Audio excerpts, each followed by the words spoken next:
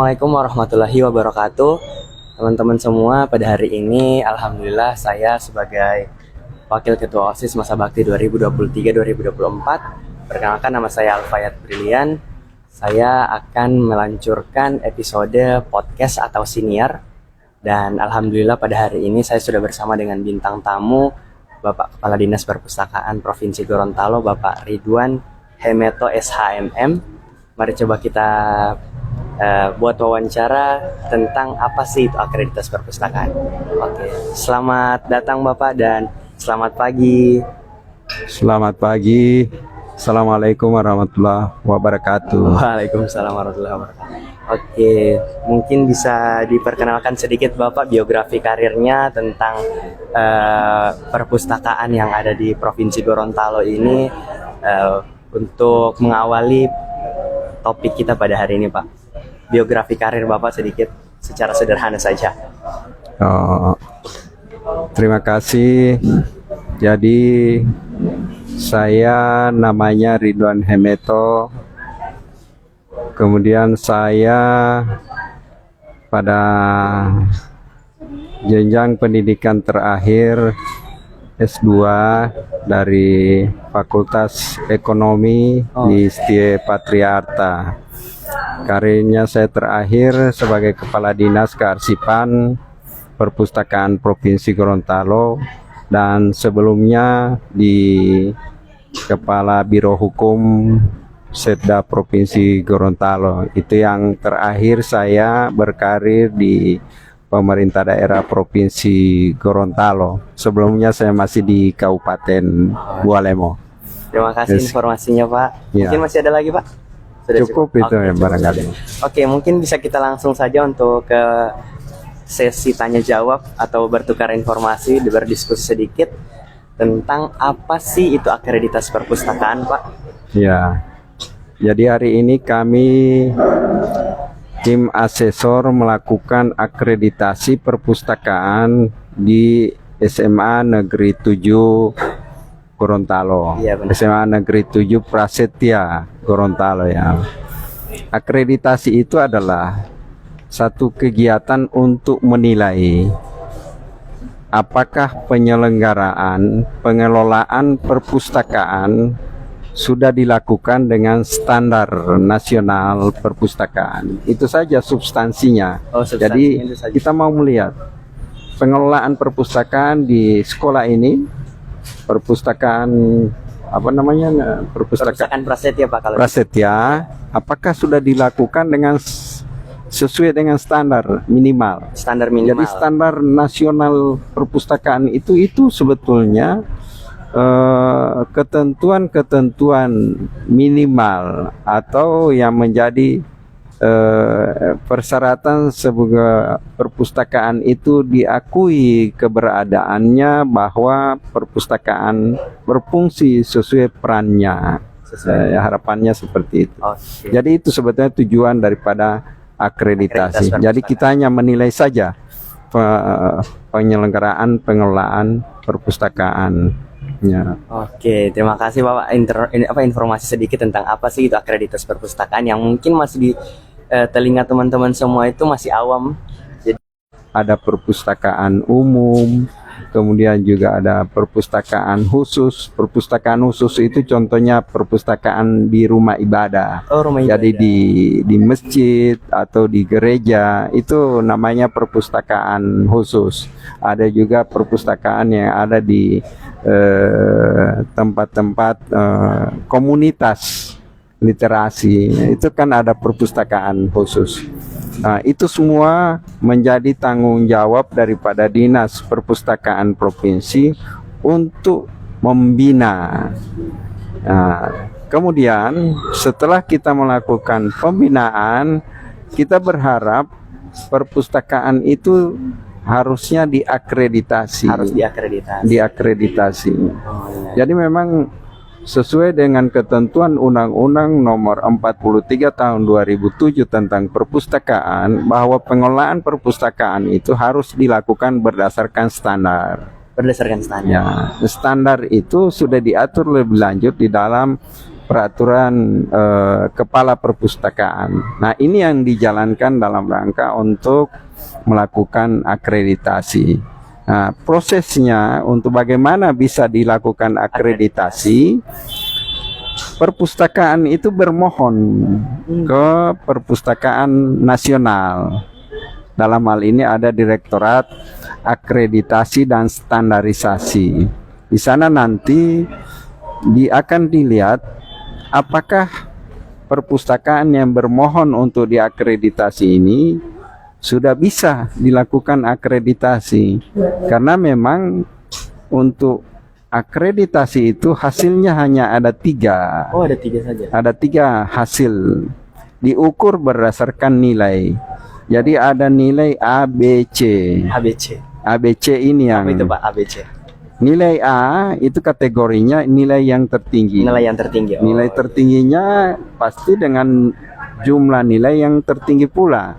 Jadi angkanya di range antara 91 sampai 100. Oh, sampai 100. Ya, itu nilai A. Kemudian nilai B antara 76 sampai dengan 90. Nah, dan di bawah 76, jadi mulai sampai 75, mulai dari 60 sampai 75 itu kategori C. Di bawah dari itu kalau tidak mencukupi 60, maka kategorinya kan bisa D, bisa E. Itu dihitung sama dengan tidak diakreditasi. Oh, berarti tidak diakreditasi. Tidak, sama dengan tidak diakreditasi karena memang sama sekali belum layak disebut sebagai perpustakaan. Nah, oleh sebab itu penilaian Pak ya. Ya. Terkait dengan penilaiannya banyak. Ada 9 komponen yang menjadi alat ukur untuk menentukan perpustakaan itu memenuhi standar atau tidak. Ada 9 komponen. 9 komponen. Okay. Ada komponen koleksi perpustakaan, ada komponen sarana prasarana, kemudian ada layanan, kemudian ada penyelenggaraan, pengolahan, ada juga tenaga pengelola, keenamnya, kemudian ketujuh inovasi kreativitas, 8 terkait dengan TGM, tingkat kegemaran membaca, dan yang terakhir adalah IPLM, Indeks Pembangunan Literasi Masyarakat. Itu semua komponen yang menjadi alat ukur untuk melihat apakah perpustakaan itu sudah dilakukan sesuai dengan standar. Nah, terakhir setelah disetujui untuk dilakukan akreditasi, maka tim asesor akan datang melakukan visitasi, mengecek kepastiannya. Itulah yang dilakukan hari ini. Jadi kita mau memastikan bahwa self assessment yang kemarin sudah dilakukan oleh perpustakaan Prasetya ini, apakah benar sudah sesuai dengan apa yang diisi di dalam instrumen tersebut, sesuai dengan kenyataan di lapangan. Nah, itu yang kita mau pastikan, sehingga kami tim hari ini visitasi. Jadi hari ini kami hanya melakukan visitasi untuk memastikan.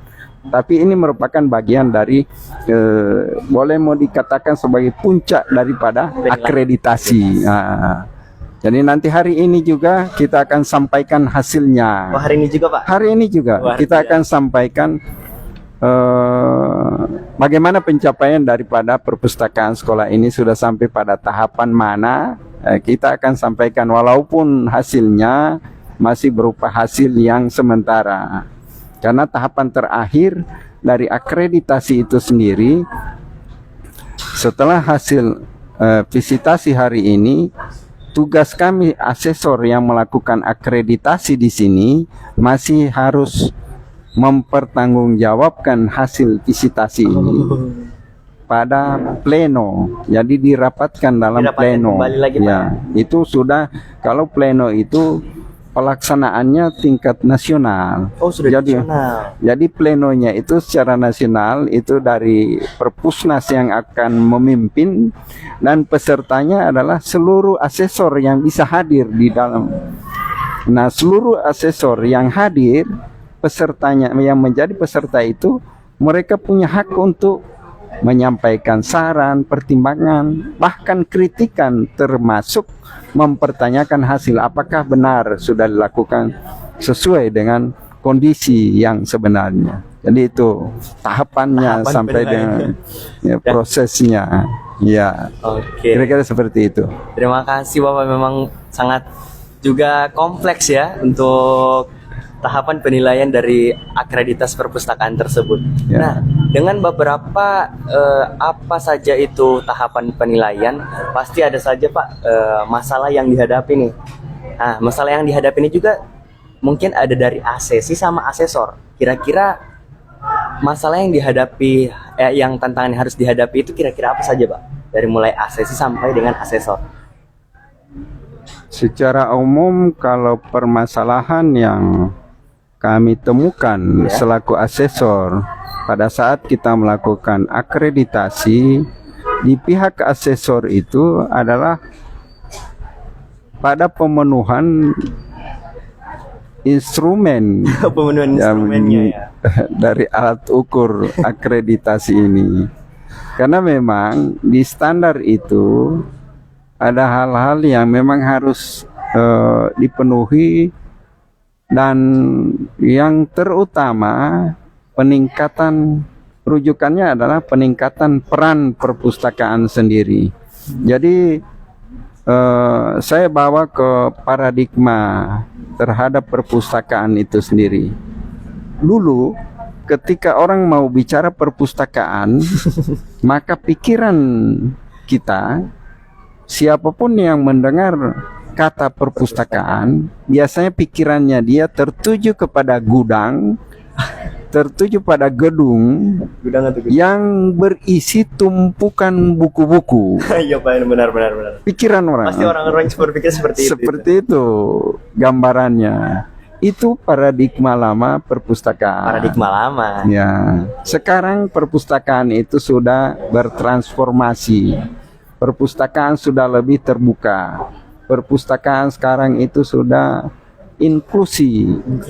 Jadi terbuka kepada siapa saja dan bisa melakukan apa saja yang ada di perpustakaan. Jadi fungsinya, dengan dia terbuka, maka itu menjadi tempat berkegiatan. Jadi kegiatan apa saja bisa saja kita lakukan di perpustakaan, memanfaatkan perpustakaan. Jadi tidak saja di sana hanya bisa membaca buku. Sekarang perpustakaan bisa kita jadikan sebagai tempat untuk umpamanya melakukan bedah buku atau diskusi ya benar. Atau seminar. Workshop, itu bisa saja dilakukan dengan kita juga memanfaatkan buku-buku yang ada.